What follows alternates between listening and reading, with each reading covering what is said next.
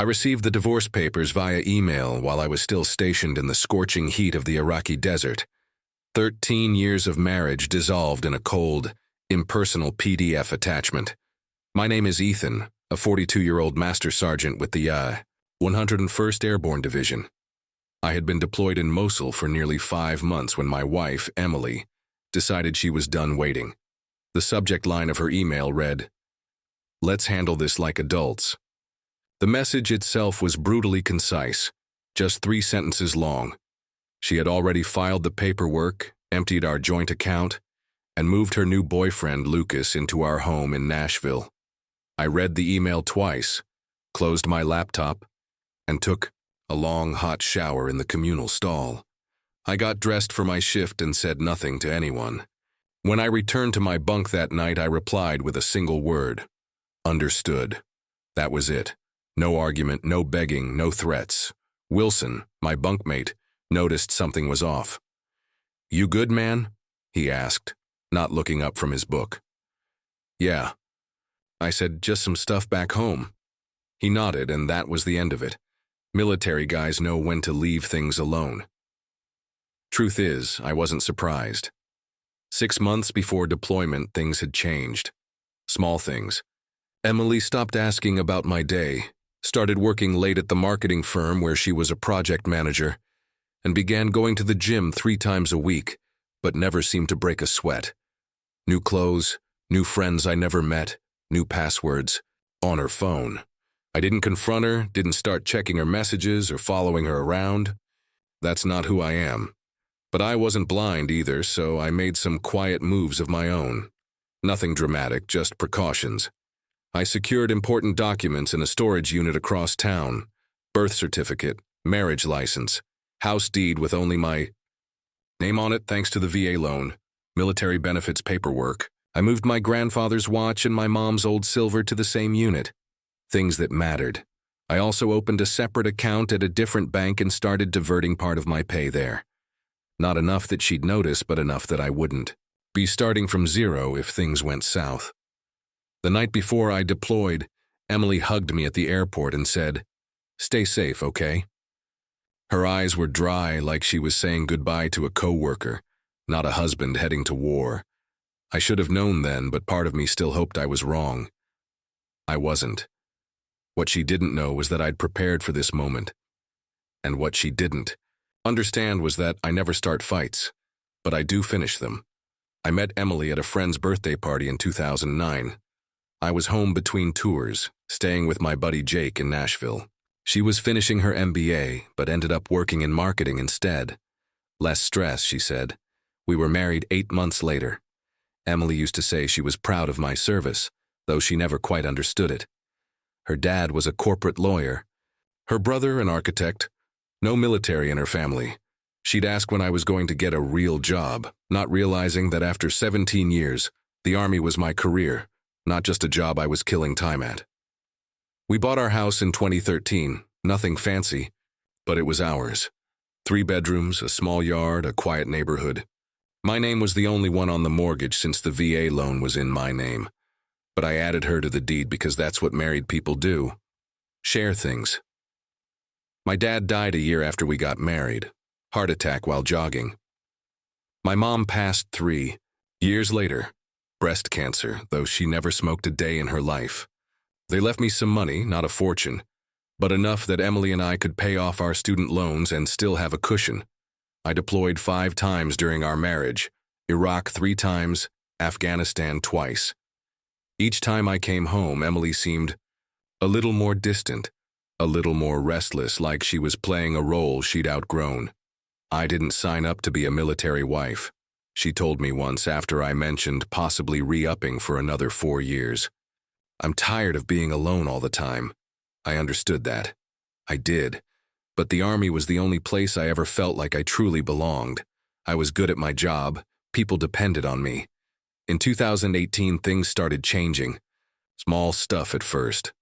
Emily got irritated when I called during her girls' nights, started talking about how her friend Laura had divorced her husband and was living her best life now, started making comments about how we didn't really have anything common anymore. I suggested counseling. She said we were fine, just going through a phase. Then came the late nights at work, the weekends away with friends I'd never met, the new clothes, the gym membership she rarely used. I should have confronted her, but that's not how I handle things. Never have. My dad taught me to think before I speak, to be sure before I act. So I watched, and I prepared quietly because my gut was telling me something was coming. And in this life, you learn to trust your gut. 2 weeks after getting the divorce email, I was sitting in the mess hall when my phone buzzed with a notification from our bank app. Another withdrawal. $92,000. Almost everything that was left. I set my fork down and opened the app. The joint account balance was down to $1,742. Our savings, $52,000 we'd built up over years, was gone completely, transferred to an account I didn't recognize. Murphy, one of the guys from my unit, glanced over. "Bad news?" he asked. I locked my phone. "Nah, just some account stuff," I said. That night, I called our bank from the base phone center. Turned out Emily had been moving money for weeks, small amounts at first, then larger ones. The big transfers started the day after I deployed. I hung up and stood in the hallway for a long time, watching guys laughing, calling their kids, their wives, their parents. Normal life happening all around me while mine was burning down. That's when Wilson found me. "Heard from Alvarez that you looked like you'd seen a ghost at dinner," he said. "What's up?" I don't usually share personal stuff, but Wilson had pulled me out of a bad situation in Mosul once. I trusted him. "My wife emptied our accounts and moved her boyfriend into our house," I said. "Sent divorce papers while I was on patrol last week." Wilson didn't give me the usual "I'm sorry" or "that's rough" or "you'll find someone better." He just asked, "What's your plan?" "Not sure yet," I said. He nodded. "Let me know if you need anything." That night, I couldn't sleep. I pulled out my laptop and logged into our home security system, something Emily probably forgot I could access remotely. The cameras showed a strange car in our driveway, a man I'd never seen before walking our dog, using my coffee mug, wearing my Titans sweatshirt, and there was Emily, laughing in the kitchen I'd renovated myself during my last leave. Something shifted inside me. Not anger exactly. Something colder, clearer. I closed the laptop and pulled out my phone, made a list, called Jake, Army buddy, who became a lawyer, checked the VA loan terms, contact Master Sergeant, about emergency leave review, home refinance documents. Something Emily mentioned casually last year. Check the security on my military pension accounts. I didn't feel sad anymore. I didn't even feel angry. I felt focused, like I was planning a mission. This wasn't about emotion now. This was about strategy. At 0500, before my shift started, I sent an email to Jake with the subject line, "Need legal help, discreet and urgent." His reply came an hour later. "Call me, secure line only." When I hung up from that call, I knew exactly what I needed to do. I didn't need to yell, I didn't need to threaten. I didn't even need to confront her. I just needed to wait and watch and let her own actions become the trap. 2 months later, I was back on American soil. I didn't tell Emily I was coming home, didn't call, didn't text, just checked into a motel in downtown Nashville under a different name and contacted Jake. We met at a diner 10 miles outside of town. "You look like hell," he said, sliding into the booth. "Feel like it too," I replied. Jake handed me a folder. Everything we discussed, the house deed, loan documents, bank statements, and this. He pulled out a separate paper. "Found something interesting when I was digging into your finances. It was a refinance application with my signature on it. Except it wasn't my signature, not quite. Someone had tried to copy it but missed the details. The middle initial was wrong, and the stroke pattern wasn't mine." "Becky did this," I said, though I already knew the answer. Jake nodded. 3 months ago. Used the equity to pull out $350,000. Your signature is required for that since the VA loan is in your name only. Forge my signature, take out a loan against our house, then clear out our accounts and divorce me," I said. my voice steady. Busy woman. It gets better, Jake said. She listed her boyfriend as a co-applicant. He's got a record. 2 DUIs and a fraud charge from 2017. I took a deep breath. What are my options? Several, Jake said. But first you need to decide what you want. I thought about it. I want what's legally mine, and I want her to understand consequences. Jake smiled. Then here's what we do. The next day I drove past our house. Lucas's car was gone, but Emily's was in the driveway. I parked down the street and watched for a while. Thought about knocking on the door, confronting her. But that wasn't the plan. Instead, I drove to the bank, met with the loan officer who had processed the refinance, showed him my military ID, showed him the real signature on my driver's license, showed him the forged documents. His face went pale. I'll need to report this immediately, he said. I understand, I said. I've already filed a police report. That night, I got a text from Emily. Who have you been talking to at the bank? Lucas said someone was asking questions. I didn't respond. The next day, I went to the county clerk's office, filed paperwork contesting the refinance due to fraud, registered formal notice that no changes to the property could be made without my presence. 2 days later, Emily called. I let it go to voicemail. Ethan, we need to talk. The bank called about the house. What are you doing? If this is about the divorce, we can discuss it like adults. Like adults. The same words from her email. I still didn't respond.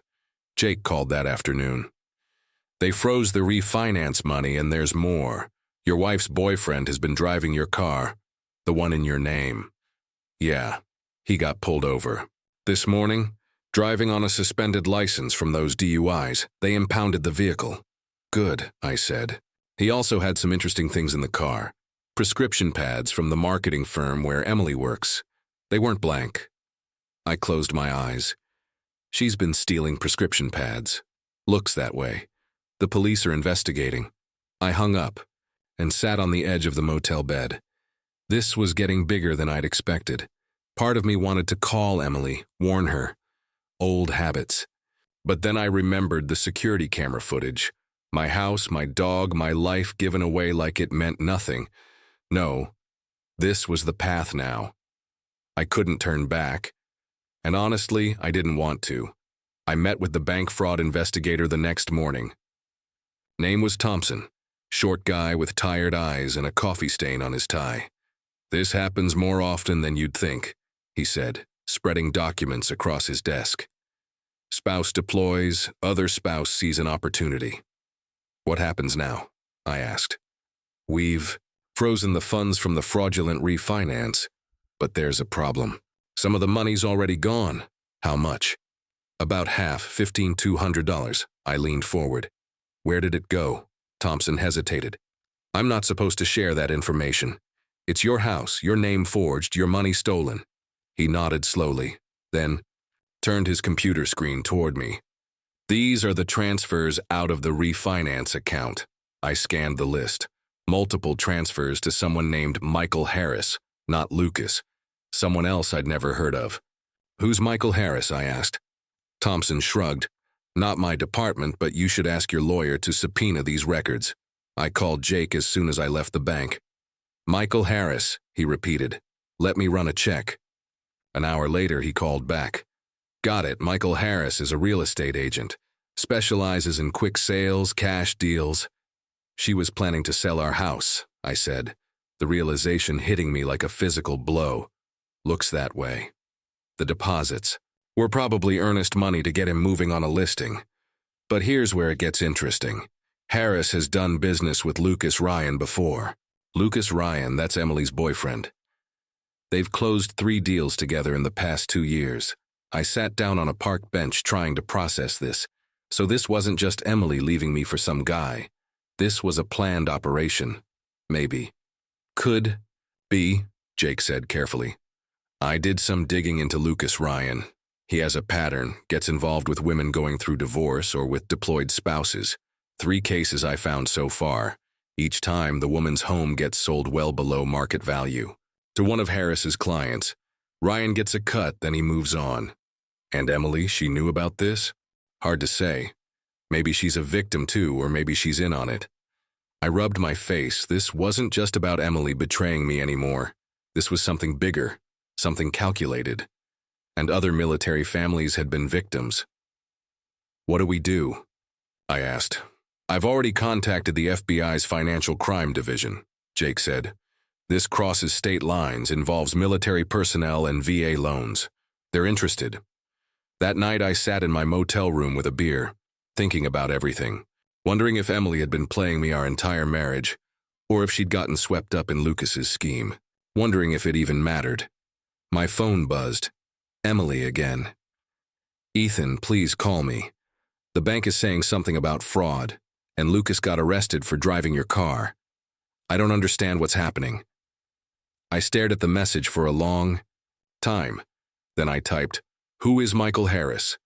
3 dots appeared as she started typing, then stopped, started again, stopped. Finally, "I don't know what you're talking about. $1,500, I wrote. Multiple transfers, house listing. No response for 10 minutes then. It's not what you think. I turned off my phone and went to bed. The next morning, Jake called. FBI wants to meet. They've been investigating Ryan and Harris for months. You're not the first, but you might be. The case that breaks it open. For the first time since getting that divorce email, I felt something close to satisfaction. Not because my marriage was over, but because the truth was finally coming out. I met with the FBI agents at their field office in Nashville, Agent Patel and Agent Donovan. They recorded my statement, took copies of all the documents Jake and I had gathered. Your case helps establish a pattern, Agent Patel explained. Shows intent, organization, makes it a conspiracy rather than isolated incidents. What about Emily? I asked. The agents exchanged looks. We're still determining her level of involvement, Donovan said carefully. Did she ever mention financial difficulties? Pressure to sell the house, I thought back. She kept saying we were house poor, that we should downsize. I didn't see the need. Our mortgage payments were manageable on my salary. Patel made a note. When did that start? About 6 months ago, around the time she must have met Lucas and the refinance. Donovan asked more questions, took more notes.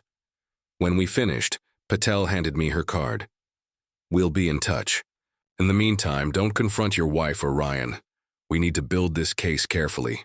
I nodded. Understood. That evening, I drove to our neighborhood again, parked down the street from our house.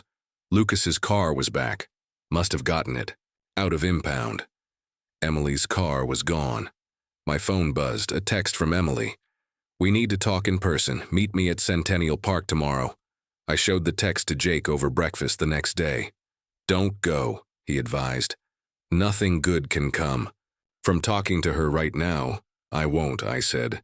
But I want to know what she's doing today while she thinks I'm meeting her. We drove to our house at 9:30 a.m., parked across the street.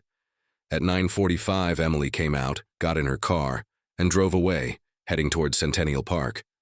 Now what? Jake asked. Now we wait, I said. 20 minutes later, a car pulled up, real estate agent logo on the door. Michael Harris. Lucas came out to greet him. They talked in the driveway, then went inside. Should we follow them? Jake asked. I shook my head. No need, I installed security cameras last year. Interior and exterior. They upload to cloud storage. Jake smiled. You didn't mention that before. Never came up, I said, pulling out my phone. I opened the security app and angled the screen so Jake could see. Harris and Lucas were in our living room. Harris was taking photos. Lucas was pointing at features of the house. I turned up the volume. Should list by the end of the week, Harris was saying. I've got a buyer interested already. Cash offer as usual. How much? Lucas asked. $430,000. We list at $480,000. They offer $430,000. Everybody's happy. What about the husband? Emily says he's causing trouble? Harris waved dismissively. Military guys are all the same. They make noise, but they've got deployments, responsibilities. He'll take a settlement to make it go away. I turned to Jake. You getting this? He was already recording the feed on his phone. Every word. I forwarded the security feed access to Agent Patel with a short message. Happening now. 30 minutes later, our house was surrounded by FBI vehicles. I watched from down the street as agents led Harris and Lucas out in handcuffs. My phone. Agent Patel. Got them on tape discussing the fraud scheme, she said. Plus conspiracy, wire fraud, and attempting to sell property under false pretenses. We're going to need a formal statement from you. Of course, I said. And Emily? Just arrived at the scene. She's distressed. I looked down the street. Emily was standing on our lawn, hands over her mouth, watching as FBI agents carried boxes of documents from our house. What happens to her? I asked. That depends, Patel said. On what she knew and on what you want. I watched Emily for a long moment. 13 years of marriage, good years at the beginning before whatever this had become. I just want what's right, I said finally. The federal case moved quickly. Lucas and Harris both took plea deals, implicating each other and several other conspirators in what turned out to be a 3-state operation targeting military families. Emily maintained she knew nothing about the larger scheme, said Lucas had convinced her I was hiding money, planning to leave her with nothing, said the refinance was his idea. She'd just gone along with it. Maybe that was true. Maybe it wasn't. Either way, she agreed to a settlement, full restitution of the stolen funds, forfeiture of any claim to the house or my military pension, a signed confession about the forgery. In exchange, I didn't press charges. The divorce was finalized 6 months after that email from Mosul. No fault, clean break, all things considered. On the day the last paperwork was signed, I got a call from Agent Patel. Lucas Ryan was sentenced today, 8 years for fraud, conspiracy, and identity theft. Harris got 12. Thought you'd want to know. Thank you, I said. There's something else, she added. We found evidence they've done this to 11 other military families. Your case helped us build the pattern. Those families might get their money back because of you. After we hung up, I sat on the porch of my rental apartment, watching the sunset, thinking about those other families, other men who deployed thinking their homes and marriages were safe, only to come back to emptiness. I hadn't planned on being the one to bring down Lucas and Harris's operation. I just wanted what was mine. But sometimes things work out in ways you don't expect. My phone buzzed. A text from Emily. I never meant for things to end this way. I didn't respond. There was nothing left to say. A year later, I sold the house. Couldn't stand to live in it anymore. Too many memories, too much betrayal in those walls. I used the money to buy a small cabin outside of Asheville, North Carolina. 2 bedrooms, 10 acres of land, a creek running behind it, no neighbors for miles. I took early retirement from the Army. 20 years was enough. I'd given enough. I got a dog, a German Shepherd named Scout, started doing carpentry work for locals. Nothing fancy, but it kept my hands busy and paid the bills. My military pension covered the rest. Sometimes I thought about Emily, wondered where she ended up. Jake heard she'd moved back to her hometown in Kentucky, working at another marketing firm, starting over, I guess. I didn't hate her anymore. Didn't much feel anything about her, to be honest. She'd made her choices, and so had I. One evening, I got a letter from a woman in San Diego. Her husband was in the Navy, deployed when Lucas and Harris tried to run their scheme on her. The FBI had given her my name as part of the case. You don't know me, she wrote, but you saved our home. Thank you for fighting back when it would have been easier to just walk away. I read it twice, then pinned it to my refrigerator. Some days when the silence got too loud or the memories too sharp, I'd look at that letter and remember that something good had come from all of it. Last I heard, Lucas was still in prison. Harris, too. The system worked for once. As for me, I was finding my way forward one quiet day at a time, building something new, something that couldn't be stolen or forged or betrayed, something that was just mine,